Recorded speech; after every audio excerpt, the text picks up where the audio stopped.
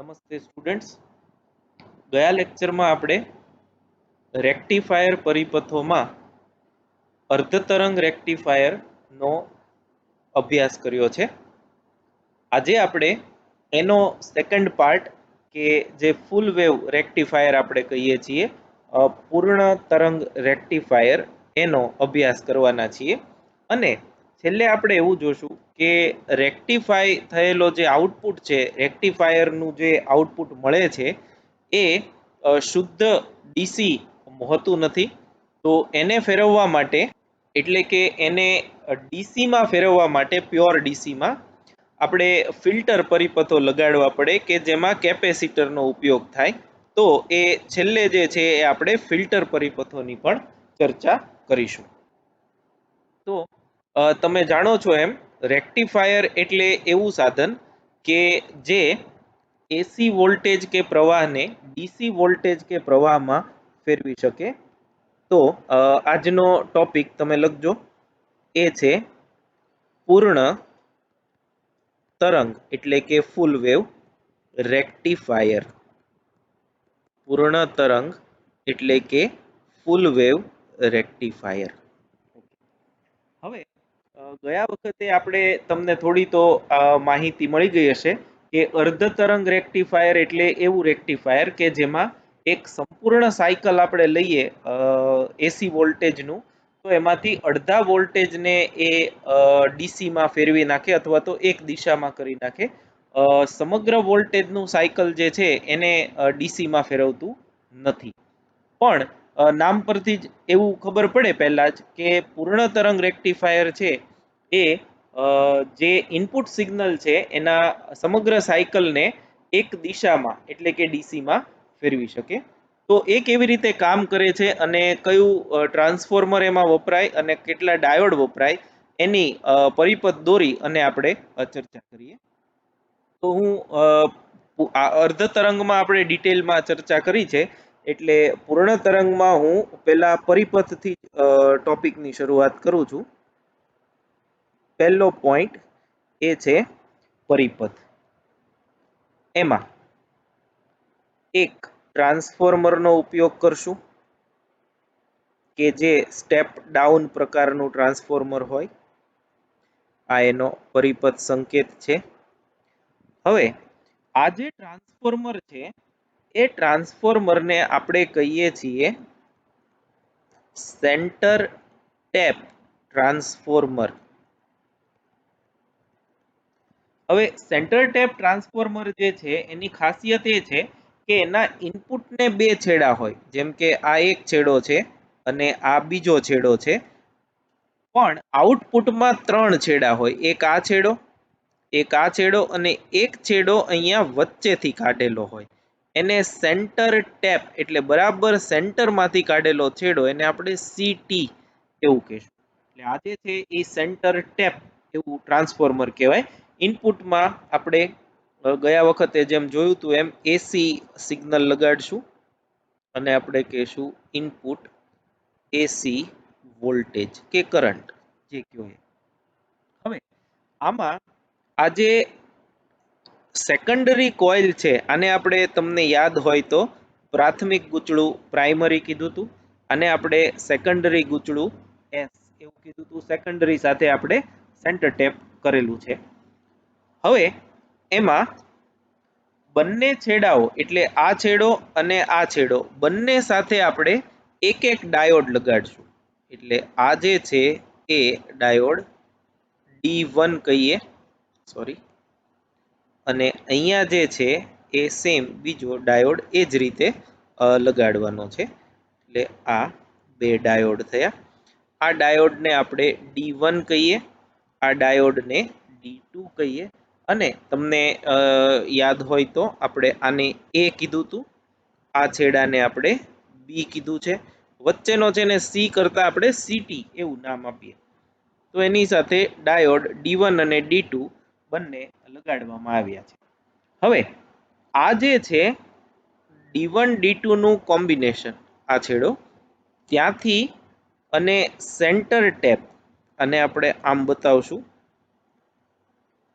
આ બંને વચ્ચે એક અવરોધ જોડેલો હોય, જે આપણે ગયા વખતે લોડ અવરોધ હતો એ આરએલ અહીંયા જોડેલો છે. આરએલ ને આપણે તમને યાદ જ છે નામ આપ્યું હતું કે લોડ અવરોધ. અને આરએલ ના બે છેડાને સમાંતર આપણે આઉટપુટ વોલ્ટેજ માપીએ છીએ. એટલે અહીંયાથી આપણને મળશે આઉટપુટ વોલ્ટેજ અથવા તો રેક્ટિફાઈ થયેલા વોલ્ટેજ. આને આપણે એક્સ અને વાય કહીએ છીએ. આપણે આ છેડાઓની સમજૂતીમાં જરૂર પડશે એટલે આપણે આને હું આને પી અને ક્યુ એવું નામ આપી દઉં. તો આ અર્ધ તરંગ રેક્ટિફાયરનો પરિપથ છે. ફરીથી એકવાર તમને સમજાવી દઉં. આ જે છે અગેઇન આટલો સેક્શન જે છે એ ટ્રાન્સફોર્મર છે. આટલું જે છે એ ટ્રાન્સફોર્મર જ છે, જેમ આપણે ગયા વખતે કીધું હતું એ. પણ આ ટ્રાન્સફોર્મરનું નામ છે સેન્ટર ટેપ ટ્રાન્સફોર્મર. એટલે એવું ટ્રાન્સફોર્મર કે જેના સેકન્ડરીના બે છેડા ઉપરાંત વચ્ચેથી, એટલે કે જ્યાં કોઇલ છે એની મધ્યમાંથી એક બીજો છેડો બહાર નીકળતો હોય. સામાન્ય રીતે એ છેડો છે એ રેડ હોય, બી વાળો છેડો જે છે એ બ્લેક હોય, અને વચ્ચેથી જે નીકળે એ ગ્રીન કલરનો હોય, જેને જો ક્યાંય જરૂર ન હોય તો પછી અર્થિંગ આપી દેવામાં આવે. તો આ જે છે એ સેન્ટર ટેપ ટ્રાન્સફોર્મર થયું. એ અને બી બે છેડાઓ છે સેકન્ડરીના, એની સાથે બે ડાયોડ D1 અને D2 જોડેલા હોય. એટલે આ આખો પરિપથ પૂરો થઈ ગયો. એટલે તમારે પહેલા આ દોરી નાખવાનું. એ પછી D1 અને D2 નો જે કમ્બાઈન છેડો છે ત્યાંથી એક છેડો RL સાથે, અને RL નો બીજો છેડો જે છે એ આપણે જોડવાનો છે સેન્ટર ટેપ સાથે. અને RL ના બે છેડાને સમાંતર આઉટપુટ વોલ્ટેજ મળશે. જ્યાંથી આઉટપુટ વોલ્ટેજ મળે એને આપણે XY કીધું, અને જ્યાં આગળ આપણે ઇનપુટ આપીએ છીએ ડાયોડને એને આપણે A અને B છેડાઓ એવું નામ આપ્યું છે. તો હવે આપણે એની કાર્ય પદ્ધતિ છે, એટલે કે પૂર્ણ તરંગ રેક્ટિફાયર કેવી રીતે કામ કરે છે એ સેટ જોઈ લઈએ. હવે એના માટે ગયા વખતે જેમ આપણે તરંગો દોર્યા હતા એવી રીતે તરંગ દોરશું. તો આ ધારો કે અક્ષ છે એ વોલ્ટેજની અક્ષ છે, અને આ જે છે એ સમયની અક્ષ છે ટી. તો ઇનપુટ કે જે એ પાસે હોય એ હું અહીં દર્શાવું છું. અહીંયા જે આપણે ઇનપુટ આપીએ એ પછી એનું ટ્રાન્સફોર્મર છે એ વોલ્ટેજ ઘટાડી દેશે, અને એ બી ના બે છેડા વચ્ચે મળશે. તો એ પાસે જે ઇનપુટ છે, ગયા વખતે પણ આપણે આ જોયું હતું, એ ઇનપુટ અહીંયા હું દર્શાવું છું. તો આ જે છે એ પાસેનું ઇનપુટ થયું. હવે જો એ પાસે આવું ઇનપુટ હોય તો બી પાસેનું ઇનપુટ એનાથી ઉલટું હશે, કેમ કે અહીંયા જ્યારે ધન સાયકલ આવે ત્યારે બી પાસે ઋણ સાયકલ આવશે. એટલે આપણે આમ બતાવીએ અને આપણે નીચે કરીએ. તમે જ્યારે એક્ઝામમાં દોરો ત્યારે સ્કેલ લઈ અને પેન્સિલથી દોરવાનું છે. આ દરેક અર્ધચક્ર જે છે હાફ સાયકલ્સ એને હું બતાવવાનો પ્રયત્ન કરું છું. એ દરમિયાન શું થાય છે એકચ્યુઅલી એ આપણે જોશું.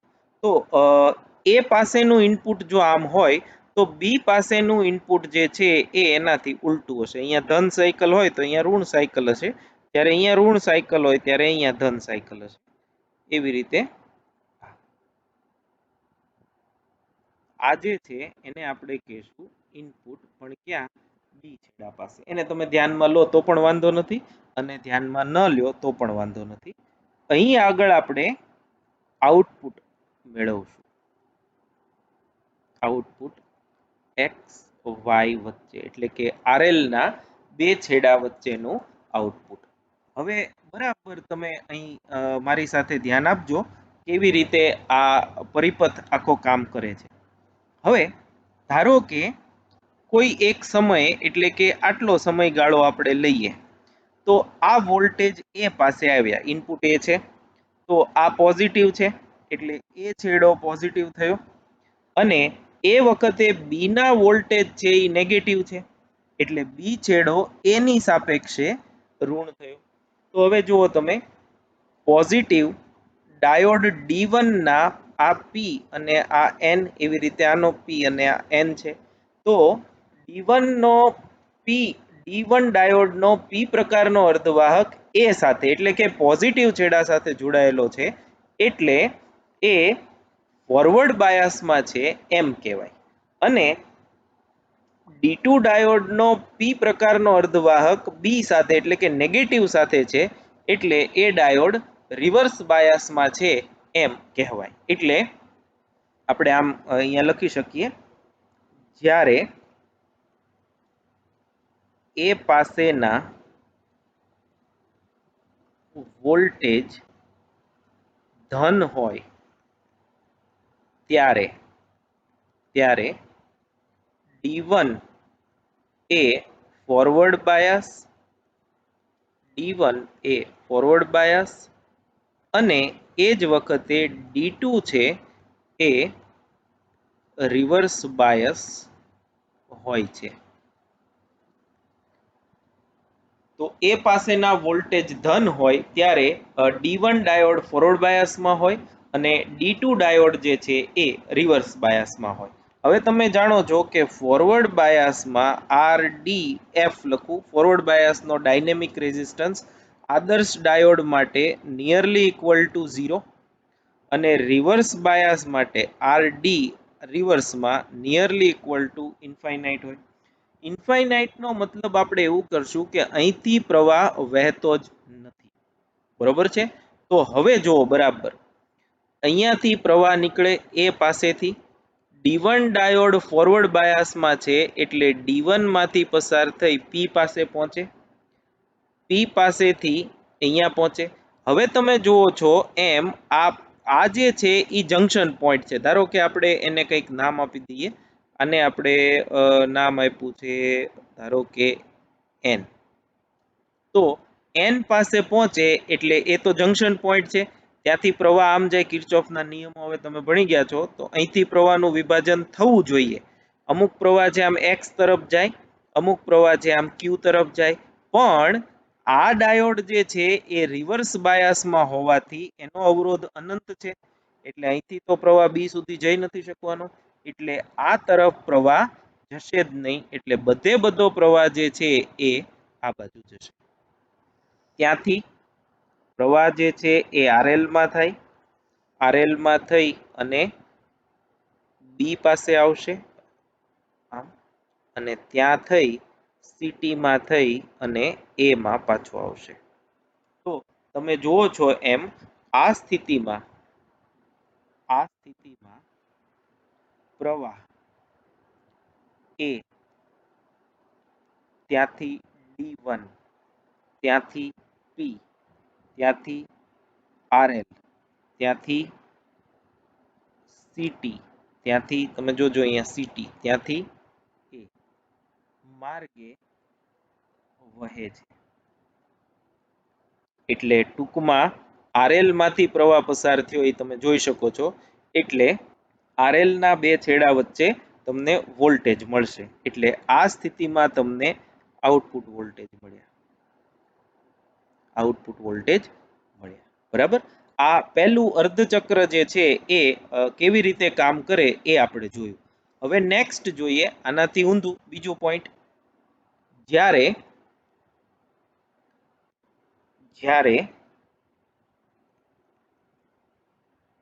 એ પાસેના વોલ્ટેજ ઋણ હોય ત્યારે, હવે જો હવે આનાથી બધું એક્ઝેક્ટ ઓપોઝિટ થશે. આ વોલ્ટેજ ઋણ હોય એટલે હવે જોજો બરાબર, આ વોલ્ટેજ નેગેટિવ, એટલે એની સાપેક્ષમાં B છેડો પોઝિટિવ થયો. તો નેગેટિવ છે P સાથે જોડાણમાં આવ્યો D1 માટે, એટલે આ ડાયોડ હવે રિવર્સ બાયસમાં આવ્યો. અને B પોઝિટિવ છે એ D2 ના P સાથે જોડાણમાં આવ્યો, એટલે D2 જે છે એ ફોરવર્ડ બાયસમાં આવ્યો. એટલે હવે D1 માંથી પ્રવાહ પસાર નહીં થાય, પણ D2 ફોરવર્ડ બાયસમાં છે, એટલે ત્યાંથી પ્રવાહ પસાર થઈ શકે. એટલે અહીંયા આગળ આપણે આમ લખશું, આ કિસ્સામાં D1 એ રિવર્સ બાયસમાં અને D2 એ ફોરવર્ડ બાયસ હોય છે. અને આ કિસ્સામાં હવે આપણે જોઈ લઈએ કે પ્રવાહનું વહન કેવી રીતે થશે.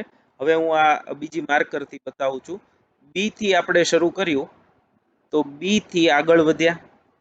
આ ડાયોડ ફોરવર્ડ બાયસમાં છે એટલે બધો પ્રવાહ આમ પસાર થયો, ક્યુ સુધી પહોંચ્યો.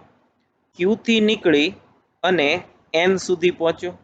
હવે એન અગેન જંકશન પોઈન્ટ, એના આમ ભાગ પડે અને પી તરફ ભાગ પડે. પણ D2 ડાયોડ જે છે એ રિવર્સ બાયસમાં છે. રિવર્સ બાયસમાં પ્રવાહ વહેતો ન હોય એટલે આ બાજુ પ્રવાહ જશે જ નહીં, એટલે બધો પ્રવાહ જે છે એ આમ ગયો. ત્યાંથી અવરોધમાં થઈ આમ આવ્યો, ત્યાંથી અહીંયા બી સુધી પાછો, ત્યાંથી સિટીમાં થઈ અને બી સુધી પાછો આવ્યો. તો આ કિસ્સામાં જે પ્રવાહ છે એ બી માંથી નીકળે, તો અહીંયા હું આમ લખીશ, પ્રવાહ બી માંથી નીકળ્યો, ત્યાંથી D2 માં ગયો, D2 માંથી ક્યુ સુધી પહોંચ્યો, ક્યુ માં થઈ RL માં આવ્યો, RL માં થઈ અને સિટીમાં ગયો, અને સિટી માંથી ફરી પાછો બી માર્ગે વહે છે. હવે આ કિસ્સામાં પણ તમે જોઈ શકો છો એમ અવરોધમાંથી પ્રવાહ પસાર થાય છે, એટલે તમને અવરોધના બે છેડા વચ્ચે ફરીથી વોલ્ટેજ મળશે. બરાબર છે. ફરીથી જ્યારે પોઝિટિવ સાયકલ આવે, આ નેગેટિવ હોય, ત્યારે D1 ફોરવર્ડમાં એટલે પ્રવાહ જે છે એ આ માર્ગે વહે, એટલે અગેન તમને આઉટપુટ વોલ્ટેજ મળે. જ્યારે આ પોઝિટિવ આવે અને એ નેગેટિવ થાય, ત્યારે પ્રવાહ આ માર્ગે વહે, એટલે તમને દરેક સાયકલ માટે પ્રવાહ જે છે એ મળશે. તો તમે જોઈ શકો છો એમ આ જે આખી સાયકલ છે, અહીંથી આપણે ભાગ પાડીએ તો આ પૂર્ણ સાયકલ થઈ, અને પૂર્ણ સાયકલમાંથી સમગ્ર સાયકલના પૂરેપૂરા તરંગનું એક દિશામાં રૂપાંતરણ થયું, એટલે કે એનું રેક્ટિફિકેશન થયું. આમ અહીંયા હું લખું છું હવે, આમ આ પરિપથ એસી વોલ્ટેજના સમગ્ર ચક્રનું રેક્ટિફિકેશન કરતું હોવાથી તેને આપણે નામ આપ્યું છે પૂર્ણ તરંગ રેક્ટિફાયર. પૂર્ણ તરંગ રેક્ટિફાયર કહે છે. પૂર્ણ તરંગ રેક્ટિફાયર કહે છે. તો આ પૂર્ણ તરંગ રેક્ટિફાયર અને તેની સમજૂતી છે. તમે ટેક્સ્ટ બુકમાં જોજો, પેજ નંબર 483 અને 484 પર આ આપેલું છે. અને 483 નંબરના પેજ પર તમને આકૃતિ 14.19 નંબરની એ આકૃતિમાં દર્શાવેલું છે. એમાં પેરેગ્રાફ જે છે એ આકૃતિનું વર્ણન છે, અને ત્યારબાદ એની કાર્ય પદ્ધતિ છે. પેજ નંબર 484 પર બે આકૃતિ આપેલી છે, એ અને બી. એ પરિપથ છે, અને બી જે આકૃતિ છે એમાં એ અને બી પરના ઇનપુટ વોલ્ટેજ, એટલે એ તો સરખા જ છે, એમાં હોય એના કરતા બી નું ઉલટાવી નાખવાનું. અને સી પાસે સી આકૃતિ જે છે એ આઉટપુટ દર્શાવે છે. એ આઉટપુટ જે છે એ બંને સાયકલમાં, બંને અર્ધચક્રમાં તમને મળે છે. એક D1 ના કારણે અને બીજામાં જ્યારે ડાયોડ D2 હોય એના કારણે. એટલે D1 D2 એના કારણે તમને આઉટપુટ વોલ્ટેજ મળ્યા રાખશે. તો આ જે છે એ પૂર્ણ તરંગ રેક્ટિફાયરની સમજૂતી છે. હવે જો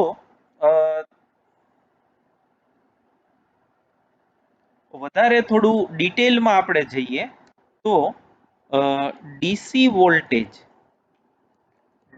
વોલ્ટેજ એમાં તમે એવું ભણ્યા છો કે ડીસી વોલ્ટેજ એટલે એવા વોલ્ટેજ કે જે સમય સાથે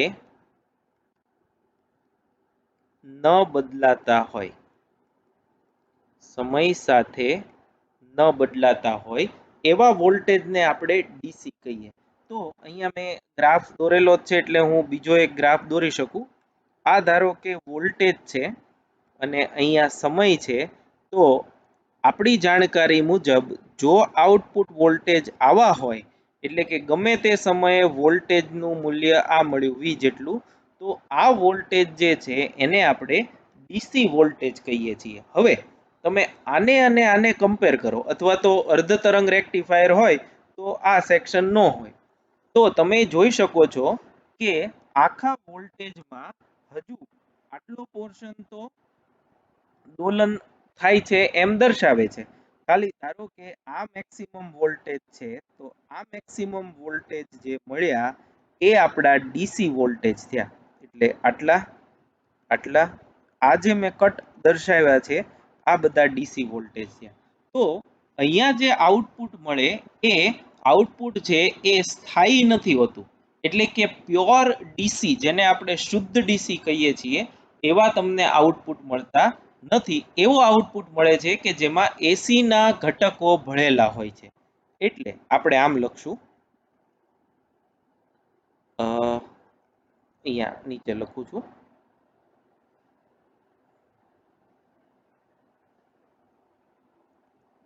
અર્ધ તરંગ, તમે લખતા જજો કે પૂર્ણ તરંગ રેક્ટિફાયર નું આઉટપુટ શુદ્ધ ડીસી, જેને આપણે પ્યોર ડીસી કહીએ છીએ, હોતું નથી. રેક્ટિફાયર, હવે હું જનરલ લખું છું, રેક્ટિફાયર પરિપથનું આઉટપુટ, રેક્ટિફાયર પરિપથનું આઉટપુટ અર્ધ સાઇન, એટલે હાફ સાઇન, આ સાઇન એટલે કોસાઇન, સાઇન વાળો કોસાઇન, અસાઇન, અર્ધ સાઇન વક્ર આકારનું પલ્સ હોય છે, જેને પલ્સેટિંગ ડીસી કે એસી કહે છે. પલ્સેટિંગ વોલ્ટેજ એવું આપણે કહીએ છીએ, એસી ડીસી અત્યારે નથી એમાં ચર્ચા કરતા, પણ એ પલ્સેટિંગ વોલ્ટેજ જે છે એ મળે છે. આવા વોલ્ટેજમાં એસી ના અમુક ઘટકો ભળેલા હોય છે, ભળેલા હોય છે, જેને એસી રિપલ, એસી રિપલ કહે છે. આમ રેક્ટિફાયરના આઉટપુટ પરથી શુદ્ધ ડીસી મેળવવા માટે આવા આવા એટલે અહીંયા લખ્યું છે એવા એસી રિપલ દૂર કરવા જરૂરી છે. આ માટે કેપેસિટરનો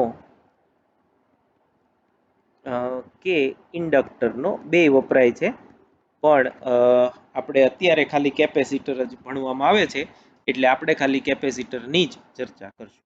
કેપેસિટરનો ઉપયોગ કરવામાં આવે છે. આવા પરિપથને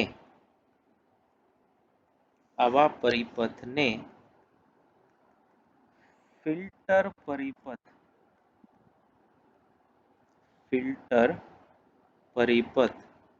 કહે છે. આવા પરિપથને ફિલ્ટર પરિપથ કહે છે. ફિલ્ટર એટલે આપણે કરીએ છીએ ગાળવું, એટલે જે કેપેસિટર છે એ એસી વોલ્ટેજને ગાળી લે, એટલે ફક્ત ડીસી વોલ્ટેજ જ તમને આઉટપુટમાં મળે. તો આપણે જે અત્યારે ચર્ચા કરવાની છે એ પરિપથનું નામ છે કેપેસિટર ફિલ્ટર પરિપથ. ફિલ્ટર પરિપથો ઘણા બધા છે. આપણે ફક્ત કેપેસિટરનો ઉપયોગ કરી અને મળતો ફિલ્ટર પરિપથ જે છે એની ચર્ચા કરવાની છે. તો એ સિમ્પલ છે.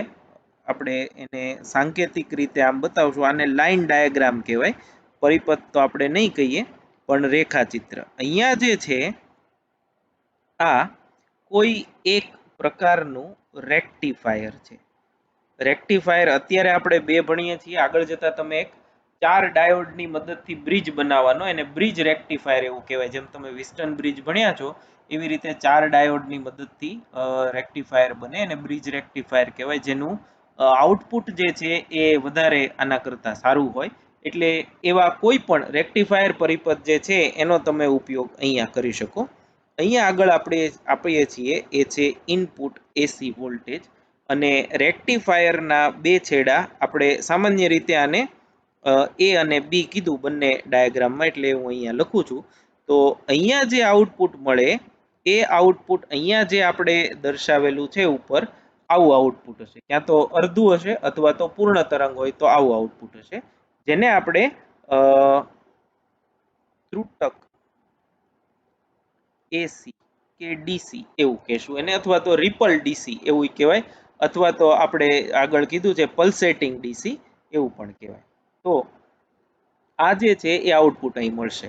હવે આરએલ જે આપણે અહીંયા લગાડ્યું હતું એ બી પછી આઉટપુટમાં, આરએલ પહેલા આપણે એક કેપેસિટર ફિલ્ટર પરિપથ જે છે એ લગાડશું. આ ધારો કે કેપેસિટર છે અને એનું અર્થિંગ કરી દેશું. કેપેસિટર જે છે એનું અર્થિંગ કરી દેશું, અને ત્યારબાદ કેપેસિટરની સાથે આરએલ જે છે એ સમાંતરમાં લગાડશું. આ જે છે એ આરએલ છે, અને આરએલ ના બે છેડા પરથી આપણે હવે વોલ્ટેજ લેશું. અહીંયા જે વોલ્ટેજ મળે એ ડીસી વોલ્ટેજ મળશે આરએલ. હવે આ જે છે એ કેપેસિટર છે સી. હવે અહીંયા એક વસ્તુ તમારે ખાસ યાદ રાખવી પડશે કે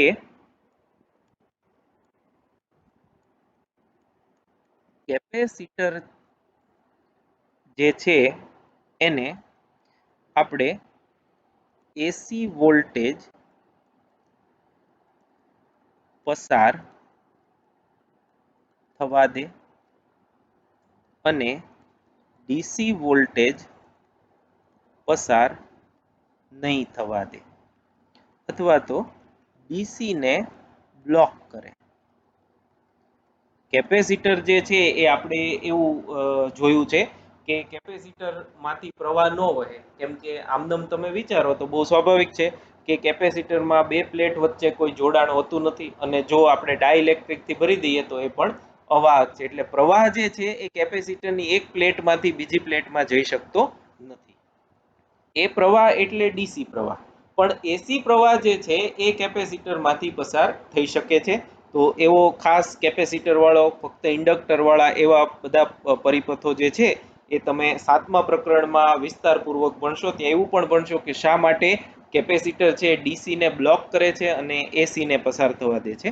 પણ અત્યારે ખાલી એટલું યાદ રાખો કે કેપેસિટર જે છે અથવા તો ઇન્ડક્ટર, તે તમે ભણ્યા નથી પણ એ પણ ભણશો, આ બંને એવા સાધનો છે કે જે એસી વોલ્ટેજને પોતાનામાંથી પસાર થવા દે, ડીસી વોલ્ટેજને પસાર થવા દેશે નહીં. અવરોધ એક જ એવું સાધન છે કે જે એસી ડીસી બંનેને પોતાનામાંથી પસાર થવા દેશે.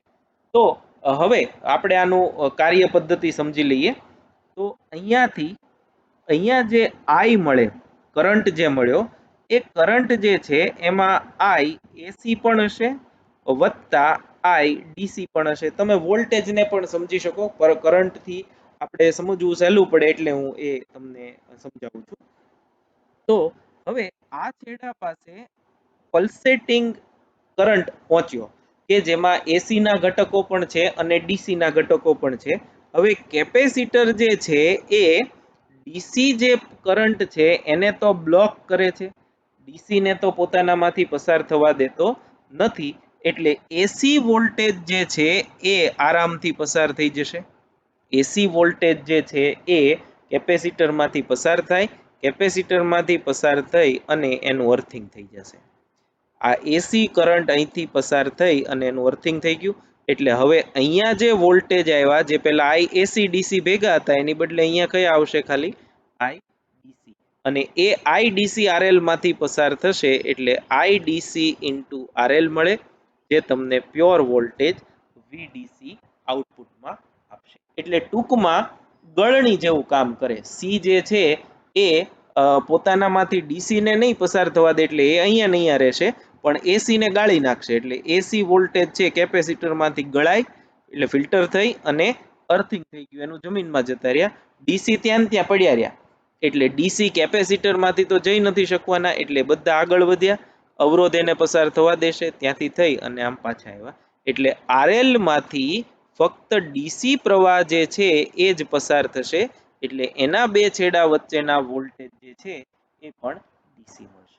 તો આમ રેક્ટિફાયર અને એક આઉટપુટમાં આરએલ પહેલા કેપેસિટર જોડેલું હોય એટલે કે ફિલ્ટર પરિપથ, એનું આઉટપુટ જે છે એ તમને પ્યોર ડીસી જેવું મળશે. આનો ઉપયોગ સામાન્ય રીતે પાવર સપ્લાયમાં કરવામાં આવે કે જ્યાં જેમ કે તમને એક સાદું એક્ઝામ્પલ આપું કે આ આપણા ઘરનું એસી ઉદ્ગમ છે, એટલે આપણે એને કહીએ સ્વિચ બોર્ડ, બરાબર છે. હવે તમારે એક મોબાઈલ ફોનને ચાર્જ કરવો છે. શું કરવું છે? મોબાઈલ ફોનને ચાર્જ કરવો છે. હવે એના માટે આપણે સાધન, તમને થોડુંક અજુગતું લાગશે કે સાહેબ હું આવું કે છે, એના માટે આપણે શું વાપરીએ છીએ? તો કે ચાર્જર. હવે ચાર્જર જે છે, આ ધારો કે હું ચાર્જર નો બ્લોક બતાવું, તો એસી ઉદ્ગમ સાથે આપણે ચાર્જર લગાડીએ છીએ એટલે એસી ઉદ્ગમ ચાર્જરને વોલ્ટેજ આપે. હવે એ તો આપણી સામાન્ય બુદ્ધિ છે કે ચાર્જર એસી ઇનપુટ લે છે, પણ અહીંયા ધારો કે તમારો મોબાઈલ ફોન હોય તો મોબાઈલ ફોન જે છે એની બેટરીને ચાર્જ કરવા, તમે ત્રીજા પ્રકરણમાં પણ ભણી ગયા છો, લેડ સંગ્રાહક કોષ, એટલે ચાર્જ કરવા ડીસી વોલ્ટેજ વપરાય, બરાબર છે. એટલે આ બેટરીને ચાર્જ કરવા ડીસી ની જરૂર પડે, એટલે ચાર્જરની અંદર એવો પરિપથ હોવો જોઈએ કે જે એસી જે છે એનું રૂપાંતરણ ડીસી માં કરી અને મોબાઈલને આપે. એટલે અહીંયા જો એસી હોય તો ચાર્જરનું આઉટપુટ જે છે એ ડીસી હોવું જોઈએ. અચ્છા, જો તમે સ્પેસિફિકેશન જુઓ બેટરીના, તો એ 12 વોલ્ટ થી લઈ અને 18 વોલ્ટ સુધીના ચાર્જર તમારે આપવાના હોય, એટલે કે મોબાઈલને 12 કે 18 વોલ્ટ ડીસી આપો તો એ બેટરીને ચાર્જ કરે. હવે તમે જાણો છો કે અહીંયા જે આવે એ તો 220 થી 240 વોલ્ટ એસી હોય. આપણે તમને વોલ્ટેજ ખબર હોય તો આપણા ઘરે જે એસી વોલ્ટેજ આવે, તમે 10માં ભણી ગયા છો કે 220 કે 240 વોલ્ટ જેટલા હોય. તો સૌથી પહેલા શું કરવું પડે કે આ જે વોલ્ટેજ છે એને ઘટાડવા પડે. ઘટાડીને આપણે 10 થી 20 વોલ્ટ એસી માં ફેરવી નાખ્યા. તો આ વોલ્ટેજ ઘટાડવા માટે જે આપણે સાધન વાપર્યું એ સાધન કયું થયું? તો કે ટ્રાન્સફોર્મર. એટલે સૌથી પહેલા તમારું જો તૂટેલું ચાર્જર હોય તો તમે જોઈ શકો છો ખોલીને કે સૌથી પહેલો પરિપથ જે આવે એ ટ્રાન્સફોર્મર પરિપથ હોય. એ ટ્રાન્સફોર્મર પરિપથ જે છે એમાંથી આપણે આપવાનું હોય રેક્ટિફાયરને, સોરી ડાયોડને, અને એનું જે આઉટપુટ હોય એ રેક્ટિફાઈડ હોય. અને એ આઉટપુટ જે છે એ અગેન આપવાનું હોય એ ફિલ્ટરને, અને ફિલ્ટર પરિપથનું આઉટપુટ જે છે એ પ્યોર ડીસી હોય. એટલે તમે જો આને ડિટેલમાં જુઓ તો ચાર્જરમાં સૌથી પહેલા ટ્રાન્સફોર્મર આવે, ટ્રાન્સફોર્મરમાંથી નીકળી એ ડાયોડને આપે અર્ધ કે પૂર્ણ તરંગના પ્રમાણે, અને ત્યારબાદ અહીંયા કેપેસિટર હોય. એટલે આટલો જે પરિપથ છે એને રેક્ટિફાયર કહેવાય, અને આ જે પરિપથ છે એને ફિલ્ટર કહેવાય. અને અહીંયા જે તમે ઇનપુટ આપ્યું એસી 220 વોલ્ટ આપો છો ધારો કે, તો આનું આઉટપુટ જે છે એ ડીસી 12 થી 18 વોલ્ટ હોય. આ બધા પરિપથો જે છે એ ભેગા થઈ અને તમારું ચાર્જર બને છે. એટલે આ ફક્ત તમારી જાણકારી અને માહિતી માટે, નો યાદ હોય કે નો સમજાણું હોય તો કોઈ ચિંતા કરવાની જરૂર નથી, પરીક્ષામાં કોઈ પૂછવાનું નથી. પણ આ તો તમને આઈડિયા આવે કે રેક્ટિફાયર છે એ વ્યવહારમાં ક્યાં વપરાય અને ફિલ્ટર પરિપથો વ્યવહારમાં ક્યાં વપરાય, તો એ મેં તમને સમજાવ્યું. સામાન્ય રીતે આનો ઉપયોગ કેપેસિટર ફિલ્ટરનો ખાસ ઉપયોગ જે છે એ જે રેગ્યુલેટરની સ્વિચ છે એની અંદર કરવામાં આવે છે. એટલે કે પાવર જ્યાંથી આપણે કનેક્ટ કરીએ, સ્વિચ ચાલુ બંધ કરીએ ત્યાં આનો ઉપયોગ કરવામાં આવે છે. તો અહીંયા આગળ આપણો રેક્ટિફાયર અને ફિલ્ટર પરિપથની સમજૂતી જે છે એને આપણે પૂરી કરીએ છીએ. નેક્સ્ટ જે છે એ આપણે વિશિષ્ટ પ્રકારના ડાયોડમાંથી ઝેનર ડાયોડ જે છે એ સંપૂર્ણપણે જોઈ લેવાના છીએ. પણ જે આજે મટીરિયલ તમને આપવાનું છે એની થોડી ચર્ચા કરી લઈએ. તો આ મટીરિયલમાં અત્યારે તમારી સામે છે યોગ્ય પરિપથ દોરી જંકશન ડાયોડનો પૂર્ણ તરંગ રેક્ટિફાયર તરીકેનો ઉપયોગ સમજાવો. જે અર્ધ તરંગનો પ્રશ્ન હતો એવો જ એક પાનાનો પ્રશ્ન છે. આ જે છે એ કોમન છે, જે ગયા વખતે હતું એનું એ જ છે. રેક્ટિફાયર કોને કહેવાય એની જ સમજૂતી, એટલે જે તમે અર્ધ તરંગ રેક્ટિફાયરમાં તૈયાર કર્યું હોય આ એનું એ જ તે પૂર્ણ તરંગમાં લખવાનું છે. અહીંયા નેક્સ્ટ જે છે એ આકૃતિ છે, આકૃતિ 1 પૂર્ણ તરંગ રેક્ટિફાયરની, આકૃતિ 2 એના તરંગોની. હવે સમજૂતી જે છે એ ટેક્સ્ટબુક કરતા સહેજ અલગ રીતે મેં અહીંયા લખી છે પેરેગ્રાફ પાડીને. પૂર્ણ તરંગ રેક્ટિફાયરના પરિપથની સમજૂતી અહીં આપી છે, આકૃતિ 1 માં દર્શાવ્યો છે. પૂર્ણ તરંગ રેક્ટિફાયર પરિપથમાં આ યાદ રાખજો, સેન્ટર ટેપ ટ્રાન્સફોર્મરનો ઉપયોગ થાય છે. સેન્ટર ટેપ ટ્રાન્સફોર્મરના પ્રાથમિક ગૂંચળા સાથે એસી વોલ્ટેજ, ગૌણ ગૂંચળાના બે છેડા AB સાથે બે ડાયોડ અને લોડ અવરોધ આકૃતિમાં દર્શાવ્યા મુજબ જોડવામાં આવે છે. આઉટપુટ વોલ્ટેજ RL ના બે છેડા XY વચ્ચે મળે છે અને ટ્રાન્સફોર્મરના સેકન્ડરી ગૂંચળાના A અને B પાસેના ઇનપુટ 2A અને 2B, એટલે કે આ અને આ અહીંયા દર્શાવ્યા છે. હવે જે મેં તમને સમજાવ્યું અને મુખ્ય ભાગ જે છે એ આ છે.